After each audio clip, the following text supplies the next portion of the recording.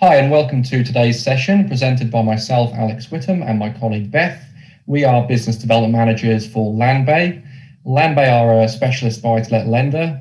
We launched in April 2014, so we're approaching our 7th birthday, and exclusively we work with landlords in the private residential sector. And today we're going to be talking about HMOs. The three objectives of today's video is to increase your awareness of the rules and the regulations for HMOs, also to help you hold more meaningful conversations with your clients and help educate them, and also to help you as brokers place HMO mortgages with the right lenders.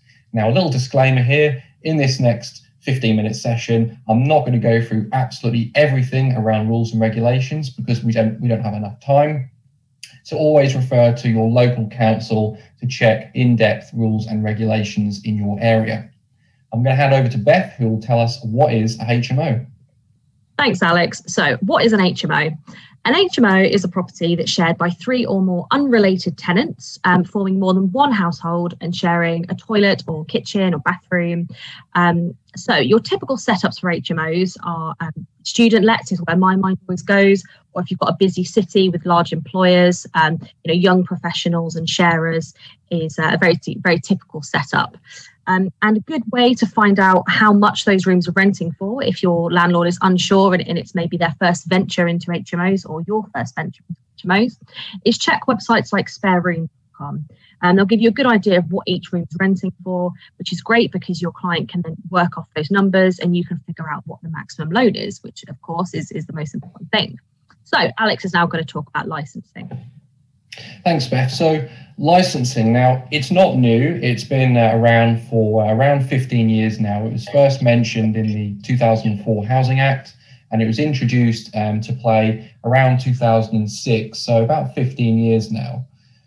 Ultimately, it was brought in to increase the quality of housing stock. Now, it's good news for lenders because if we've got licensed properties, we know they need to have certain bedroom sizes, they need to have been inspected to make sure they're good quality accommodation. It's very, very good news for tenants because they've got increased confidence that it's now a more regulated, controlled environment and properties need to pass certain tests and scrutineering. Now, you can check if a property is licensed by using your favourite search engine. So I live in Norwich, if you haven't already guessed from my Norfolk accent. If you were to Google Norwich Council HMO register, you would see a list of the many hundreds of HMOs in my area because I've got a university near me, so it's HMO City around here. And it will show you the addresses, who the owner of that license is, when the license was issued, when it expires, etc. So it's very useful. You might be thinking, what properties need to be licensed? Now, mandatory licensing was introduced in October 2018, and the definition of that is if the property has 5 or more tenants forming more than one household sharing facilities, the property needs to have a license. That's the mandatory licensing criteria. Anything smaller than that, so up to and including 4 tenants, those types of properties don't always need to be licensed, but it's always best to check with your local authority because if the local authority has introduced something called additional or selective licensing in their area, the property may need to be licensed and therefore have certain criteria and minimum bedroom sizes and so on. Costs for licensing do vary. It's not universally set. Again, in my area in Norwich, it's £140 for 1 year to be a licensed HMO. The City of London was just over £1,000 and they issue them in 5-year bulks. Licenses can be no longer than 5 years in duration. And remember, when a license is issued, usually they are physically inspected by somebody from the council, one of the council representatives. Now, each individual council and each individual authority will have certain standards. So some may have minimum kitchen sizes that differ to others. Some may have different rules for number of toilets. There's even certain rules around the exact dimensions of kitchen work surfaces and food preparation areas. So they are very, very, very specific pieces of criteria that need to be met. A license is not just you pay a fee, you get issued a piece of paper. there are certain things that do need to be met. So we'll look at when properties need planning permission. So for the purposes of this presentation, we'll focus on three main planning classes. The first is called C3. And if you live in a normal residential property, you will have a property that has C3 planning, which is a normal residential dwelling. Now, if you have a small HMO that's defined as between 3 and 6 unrelated individuals sharing things like kitchen, bathroom, etc., as Beth mentioned earlier, that's called planning class C4. Anything larger than 6 unrelated individuals will need a new planning class, which is a Latin phrase called sui generis, and that literally translates to in a class or in a league of its own. So if you have a 7-bed, an 8-bed, a 15-bed, a 20-bed HMO, because they're not covered by any other class, they go into sui generis. What people can do is they can convert standard residential houses into small HMOs using something called permitted development. So you're given the right under permitted development to change a residential dwelling into a small HMO. And in doing that, you don't always need planning permission. The times when you would might be if you're doing significant building alterations to that property, or if that property is in an Article 4 area. And Beth will tell us what Article 4 is. Thanks, Alex. So, Article 4, what is it? As you can see here, we've got a nice, lovely red line around Leeds City Council. And what they do is they've brought in Article 4, and that is the withdrawal of those permitted development rights. So it means that you can't just convert from C3 to C4. It's much more complicated than that, and you have to go through full planning permission. Why do they do it? So it's to control the amount of HMOs in that area, because the councils don't want the cities overrun with HMOs. They want a good mixture of, normal owner-occupiers, HMOs and regular tenants. And the impact that it has on landlords is if they wanted to buy an HMO in an Article 4 area, it would need to already have that C4 planning in place if they wanted that HMO property. If it isn't an Article 4 area, then they could just buy a 3 or a 4 bed and convert it under those permitted development rights, but they can't do that in Article 4. And this can cause issues because so Alex very slyly phoned up Leeds Council pretending to be a prospective landlord, and he just wanted to have a little investigation and see, are they issuing any more C4 planning? And they politely told him no.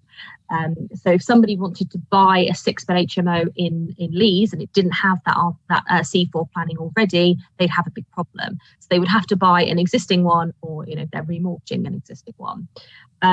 However, if it is in an Article 4 area and it does have that planning, then that's great, because it means it will generally value up more than a property that's not an Article 4 area. Because in Article 4, any Joe Bloggs can come along and convert his 3-bed or 4-bed house into an HMO property and rent it out on a room-by-room basis, whereas that's not the case in Leeds or any other Article 4 area. It's much more complicated than that. And when it comes to investment valuations, this is a really key point, which I will touch on later. So Alex is now going to give some case studies to put it all into context for you. Okay, thanks, Beth. So I'll give you 2 examples to help try and bring this all together. So the first one, this example, it's not an Article 4 area. The council follows mandatory licensing. So what this tells us is people can use permitted development to do minor adaptations without getting planning. And also they're following mandatory licensing, so there's no additional or selective licensing in place. If your client is converting a 3-bedroom residential house into a small 4-bedroom HMO, and all they're needing to do is put a bed in a living area, in that scenario, they would not need any licensing, and they would need no planning, so they wouldn't even need to speak to the council. But in that example, that property is less likely to achieve an inflated valuation or an investment valuation, because there's nothing stopping anybody else doing exactly the same for little to no cost. So it'd be imprudent for a lender to base the loan to value against an investment inflated valuation. But the second example, picking on poor Leeds again, who are covered by Article 4, and they have been since 2012, and Leeds, I believe, follow mandatory licensing only. If you have a client who bought a 4-bedroom house in Leeds and converted it into a 6-bedroom HMO in 2013, so just after they introduced Article 4, what would they need? Now, they would need a license under mandatory licensing, as there's more than 5 tenants. In this example, there are 6. So the mortgage lender would need a copy of the license, or they'd need to be told by the conveyancer there is an active license in place. There would also need to be planning in place because it's covered by Article 4. So again, the conveyancer would need to check there's the appropriate planning in place. But the positive, if everything is in place, is that property is much more likely to achieve a larger valuation because it's a ready-to-go HMO with a license in place and with planning. So as Beth mentioned earlier, it's good news for properties that have been converted with planning. And Beth will now talk about why people are interested in HMOs versus single-let dwellings.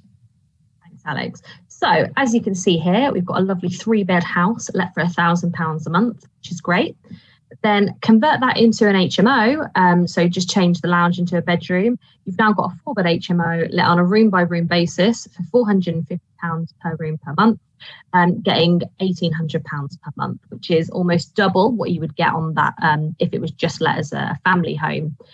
So, of course, the cost is always a huge positive. And when landlords venture into the HMO market, it is, of course, because of the cost, because you're getting way more buck for your bang, or bang for your buck. And there's also a reduction in rental voids. So if you've got this 3-bed house, you've got a family in there, and say one of the parents is the main breadwinner, and then unfortunately they get made redundant, they can no longer pay that £1,000 a month. So the landlord has lost all of the rent for that property. But you look at a 4-bed HMO and you're renting out on a room-by-room basis. So you've got 4 professionals all sharing. One of them gets made redundant. You've only lost 25% of that income. And also that 25%, you're still getting more than if you were letting it on a family, letting it to a family at 75% capacity. So with all of those positives, there's always going to be cons as well. So things to consider is the conversion costs. So as Alex was saying, with licensing, there may be council rules. So things like fire doors, en suites, locks on doors, those kind of things, they're all going to have costs. And of course, the planning permission costs, potentially, licensing costs, management costs. It's all very cost based. And then the maintenance. My mind always goes to student lets when I think about HMOs. And as we know, students are not best at housekeeping. So you've probably got to do a bit more ongoing maintenance for HMOs. And then mortgaging. So as we know, HMOs are generally more in the specialist market. Of course, there are high street banks who do them, but generally it's specialist. And therefore the mortgaging is going to be a little bit more expensive. So another thing to consider when your client is talking about HMOs. Okay, so putting my broker hat on here, what would I ask to a client who's interested in HMOs? Now, I would adapt my fact find as appropriate because you do need more information for HMO mortgages. The things that I would be asking are, is the property an existing HMO? If they say no, you may have another business opportunity because they may need to fund that conversion. They may need a bridging product or a development loan, and therefore you've got another income stream to explore as a broker. How many occupiers are going to be in that property and how many kitchens? It's very important because if your client says they've got a 6-bedroom HMO with 6 en suites and 6 kitchenettes, that's not a traditional and typical HMO. So that may need a specific mortgage product for that. How are the rooms arranged? Who's going to be living there? Is it let to students? Is it let to professionals? Is it a corporate let for employees to live there? Is there planning and do you need planning? And also, is there a license or do you need licensing? So those are just 6 examples of questions that I think you need to be asking as a minimum to make sure you establish key facts when you're looking to place your mortgages and speak to your lenders. So things to remember when you get an HMO inquiry. Not all HMOs need licensing. Not all HMOs need planning. Make sure you do your digging when you're doing your fact finds. And be careful of subletting HMOs and rent-to-rent schemes, as some lenders don't like these. And in the words of Kirstie Alley, location, location, location. Thanks for watching, everyone.